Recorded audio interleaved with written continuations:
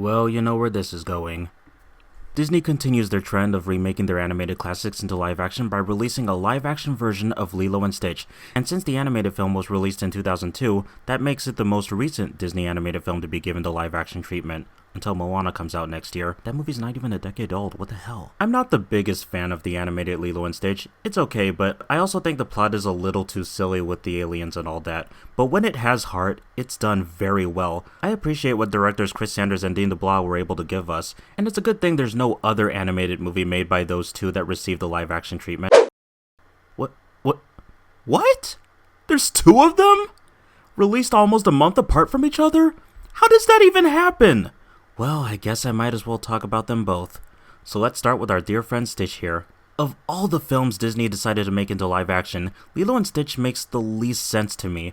At least with the princess films, you can make the argument that it would have been interesting to see how they would look visually in a real setting. And as for Jungle Book and The Lion King, they were basically a way for them to experiment with photorealistic CGI. But Lilo and Stitch? Who on earth ever wanted to see this in live action?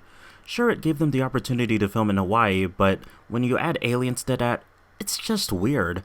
It's easy to buy in cartoon format, but stuff you see in cartoons don't always translate that well into live action, and they prove that in practice. Did I even need to build this up? This movie sucks. It was obvious that it would. I could have told you that from looking at the trailer that everyone on the internet was praising.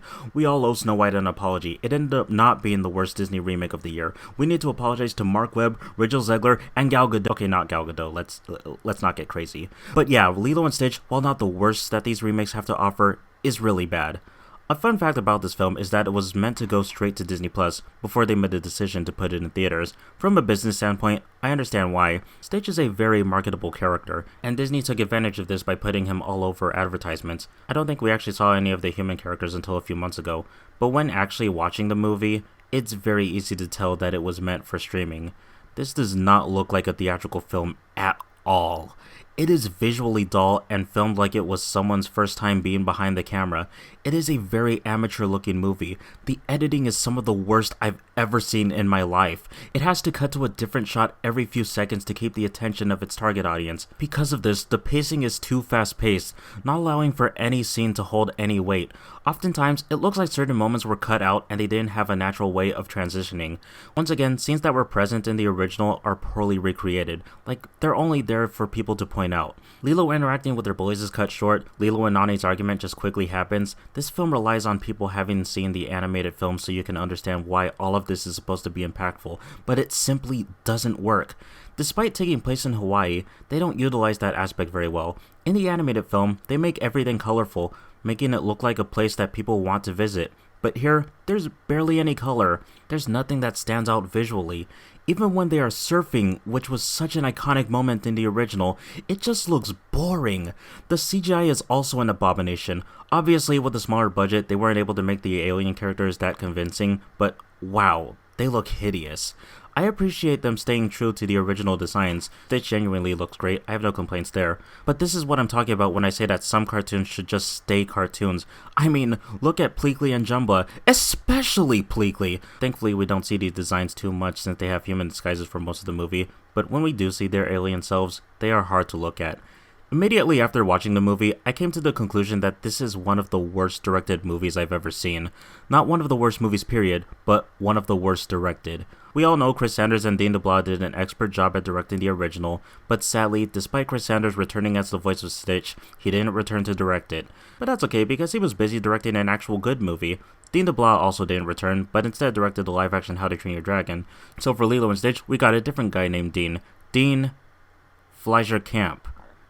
I don't know much about him, but he did such a poor job here. There honestly isn't a single good performance, along with how bland everything looks, how horrendously staged the scenes are, and how nothing is shot in a way that gives it its own personality. The actors look so lost. All of it feels very phoned in. I haven't seen Marcel the Shell with shoes on, by the way. Looks like I'm not missing much. I'm not gonna be mean towards a child, again, but I freaking hated Lilo in this movie. The anime film makes her a brat, but an endearing one, and she can be pretty funny. They tried to go a more innocently cute route with her in the live-action film, but the stuff she does and says aren't funny. I just found her annoying. If this role were performed well, I probably wouldn't have much of a problem with it. but it wasn't that strong of a performance. This is no hatred towards the actress. This is her first major role, and I'm sure the writing and directing didn't do her any favors, and I'm sure over time she might have a strong career, but I genuinely can't stand what they did to Nani. My favorite aspect of the anime film is how much she cares about her little sister. They have some nice moments together to make you really feel their connection. The live action tries to have moments like that, but it never feels earned. In earlier scenes, they make it look like she doesn't care much about Lilo, not even enough to take her to get a dog. Yet, instead they have this neighbor lady be the one to take her. This character is mostly useless throughout the film, and she's only there as a plot device so they can do that ending where she volunteers to take care of Lilo while Nani goes off to college to study marine biology. You know, I should have known they would do that after Nani didn't take the Ohana message seriously. I can't express enough how unlikable she is here. I don't even love the original film, but even I feel insulted. I know some people will say this is supposed to be Nani's character arc, but she's supposed to be the older sister and more understanding of these subjects. The way they changed her personality just doesn't work, and I get what they were trying to do with the ending. They were trying to go for a different kind of happy ending by showing Nani following her own interests while still having Lilo be in safe care. Had it been done in a different story, it could have worked, but between Nani being so hard to like for most of the film and the neighbors having nothing to them character-wise, it's kind of an eye roll of an ending. I don't hate it as much as everyone else does, though. They also completely skip over the scene where Lilo was about to be taken away by child services as Nani's qualifications as a parental figure are questioned after the house gets destroyed. Like, the house still gets destroyed, but it no longer serves as a push for that intense emotional moment. Instead, they almost immediately go straight to the climax. Hell, they don't even have Stitch reveal his alien form to Lilo. Why are they so against having any kind of emotional moment? I'm okay with changes to the story as long as they work. These ones don't. My least favorite change, which surprisingly isn't Jumba, more on that soon, is the fact that the lifeguard lady isn't in it. Okay, in all seriousness, I was very disappointed with what they did to Cobra Bubbles. He used to be the social worker keeping an eye on Lilo and Nani to make sure everything in their life is going well. He had an intimidating appearance that further makes you hope that they're able to get everything together, but he's not a bad guy. He just really cares about Lilo and wants what's best for her. Well, in this film, he's a CIA agent who then pretends to be a social worker to try to capture Stitch. He was also a CIA agent in the original, but the audience didn't know that prior to the ending. Meanwhile, we have the actual social worker who was played by Tia Carrere, Nani's original voice actress. Because of the more friendly appearance, the stakes don't feel as high anymore, and Cobra Bubbles is just there with nothing to do. The way he was set up, it looked like they were gonna make him more of an antagonist, which would have still sucked, but at least it would have been something. But they don't do much with his desire to catch Stitch, and it makes me wonder why he is even in the movie. But now let's get to the iconic duo themselves, Jumba and Pleakley. So, for this movie, they decided to make Jumba the main villain. Here's my hot take. I actually don't hate this idea. If you're not gonna have Gantu in the movie, this is a decent alternative. Go more into Jumba's evil genius trait. There's plenty of things they can do with that. The problem I have with it, though, is that they don't give him any kind of redemption. He kidnaps Stitch, Lilo defeats him, and then he gets arrested. What? I honestly don't know what they were thinking by doing that. Taking away any ounce of goodness the character had in him was such a baffling decision. It was always interesting seeing him learn the error of his ways and become a nice guy. It didn't make sense to remove this aspect of his character, and it came at the sacrifice of his friendship with Pleakley. Their dynamic isn't as fun this time due to there being more of a focus on Jumba being the villain. If they make a sequel, and I'm sure they will, my one hope is that they introduce Gantu and maybe have him team up with Jumba, and eventually have Jumba go through a change for the better. It's cliche, sure, but I think it would make up for what they did here. While I have no problem with Billy Magnuson as Pleakley, Zach Galifianakis as Jumba was such a strange choice.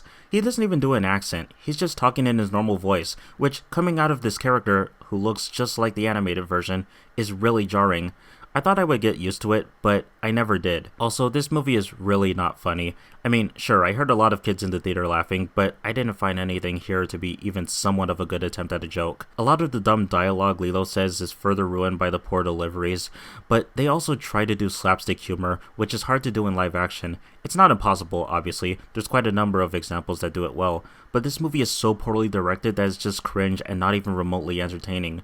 I know I said that the movie is too fast-paced, but that doesn't apply to the timing of the actors, which struggles at hitting the comedic marks. I really don't have anything to say about Stitch. He's Stitch. You get what you get. But the original film at least made him a character. I really don't have much of an opinion of him otherwise. I'll admit though, I got some ironic laughter from how Lilo came up with the name Stitch. Remember that ending scene of Fan 4 Stick that became a meme? It reminded me of that. I recently read somewhere that said Stitch's name was actually clever since he was a catalyst for bringing the family together. I never thought of it that way, but that's pretty neat. Unfortunately, this film takes away that meaning for the sake of a joke. It seems like everything in this movie is heavily sanitized to mostly appeal to children. I know some people will say that it's a kid's movie, so what do you expect? That's the thing though. The original movie isn't just a kid's film, it's a family film, loved by kids and adults. I don't know why they had to dumb everything down. It just takes away what made people appreciate the original, but it doesn't matter because it's successful regardless based on nostalgia, which means Disney is gonna keep manufacturing these remakes as long as they keep making money, even though we thought Snow White underperforming would have put a stop to it. There's one thing I will praise this film for though, something that I absolutely have to applaud it for. It's better than Stitch's Great Escape. Lilo and Stitch sucks. In some ways, I can see why some people might like it, mainly kids, but it also has stuff that people would typically make fun of in other movies, so I don't know why this one gets a pass. I think the reactions on both sides of the argument are a little exaggerated though. Still, I have a burning hate for this movie. It's lucky that I saw the Hurry Up Tomorrow movie, otherwise it would be my least favorite movie of the year. But now we have DreamWorks giving a try at the live-action remake trend with one of their most popular movies, How to Train Your Dragon. But maybe they didn't make the same mistakes that Disney has been making. I have my doubts, but let's see. Huh, that actually wasn't bad. The original How to Train Your Dragon actually is a movie that I genuinely think is great. It has a fun story, stellar animation, and a lot of memorable characters. And it was popular enough to get 2 sequels, the second one being my favorite of the trilogy, and while I think the third one is the weakest, I still think it's pretty great. I don't think anyone ever expected them to remake it into live action, but they decided to give it a try anyway. I mean, I get people imagining the possibility, but I didn't think they'd actually do it, but you never know when it comes to Hollywood. And with the new How to Train Your Dragon land being open at Epic Universe, this was the perfect time to release it. DeBlois, who co-directed the animated film with Chris Sanders, returned to direct the remake, so it was nice to know that it's in the hands of someone who knows this franchise and its characters very well. But also, as trailers and clips were releasing, it looked like it would just be a shot-for-shot remake, not adding much originality, and I didn't have much interest in it. But I watched it anyway, and guess what? It's a shot-for-shot remake. But it's competently made.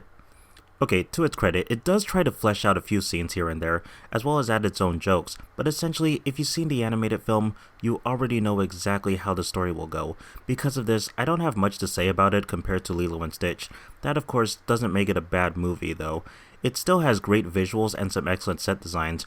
The actors also play the characters very well, with my favorite being Astrid. First, let me start by apologizing to Nico Parker for being a little harsh towards her during my review of Dumbo. I also want to say she is the standout performance of How to Train Your Dragon.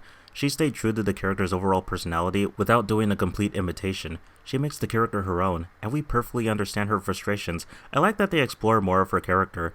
It's a shame she was the victim of hate on the internet due to people thinking she was miscast before they actually saw her in action, saying she doesn't look like the character. And don't try to tell me it isn't about race, it 100% is, considering no one gave the same energy towards Rough Nut and Tough Nut. Speaking of them, Rough Nut is played by Bronwyn James, and suddenly I'm reminded of how much I hated her and Bowen Yang's characters in the Wicked movie. A criticism I had regarding the animated film is that the supporting characters, aside from Astrid, didn't add much story-wise. They're funny and have distinct personalities, but not much else. The live-action film didn't do anything to fix this, unfortunately. As for Hiccup, I'm not really a fan of how he's portrayed here. Mason Thames tried his hardest, but they made him a little less nerdy here. He just kind of feels like the generic hero. This is why I think the way they introduced him in the original had a better payoff. You see him and can kind of understand why he isn't taken seriously, and when we see him stepping up and getting the other Vikings to change their viewpoints on dragons, it's a lot more satisfying. The live-action version of Hiccup just doesn't have the same charm. And that's a problem when he's the one we're following for most of the film, but at least Gerard Butler returned as Stoic. He voiced him in the animated film, and he does an excellent job at playing him physically, really bringing the character to life. The moments where the movie tries to do its own thing can sometimes be effective, like the pep talk Stoic gives to the other Vikings before going to search for the dragon nest. Some scenes are longer, for better or for worse, and some of the jokes did get a laugh from me, but it still gets distracting whenever they try to copy the original nearly beat for beat. Sometimes they do it okay, but other times it doesn't have the same impact, and just makes me wonder why I'm not watching the animated film instead. It's like the size of my... It's like the size of my... Toothless. I could have sworn you had... Teeth. Toothless. I could have sworn you had... Teeth. Remember Sinners? That was such a breath of fresh air. Can we go back to that? Sometimes there's minor changes to scenery for certain scenes, even though it pretty much plays out the same, but did they have to recreate even the most minor of shots and keep the most minor of dialogue? What is the creative goal here? But like I said, I can't call it a bad movie since it doesn't do anything to majorly hurt the story. My main issue here is that it just didn't need to be made, but for what it is, they did an okay job, and it definitely looks visually beautiful. The CGI dragons are very impressive, a great example of respecting the designs without making them look creepy. Toothless is such a delight. The flying scenes are shot amazingly, though sometimes the blue screen was pretty obvious. And it's always a rush hearing that John Powell score, very breathtaking when watching it on the big screen. The live-action How to Train Your Dragon is an okay film, but pretty unnecessary. While trying to be too much like the original film, it's saved by having some nice visuals and solid performances. It was nice watching it once, but I don't think I really need to see it again. I'm not entirely excited for the sequel, but I'm still interested in checking it out when it comes out. This retelling of the story may not soar to new heights, but it's easily the best live-action remake to come out this year. But Lilo and Stitch and How to Train Your Dragon both aren't ideal ways of remaking classic films. Lilo and Stitch's issue is that the changes they made to the story stray away from what made the original resonate with people, whereas How to Train Your Dragon's issue is that it played it too safe to the point where it ended up just mostly copying the original. At the same time though, both of them had the right idea.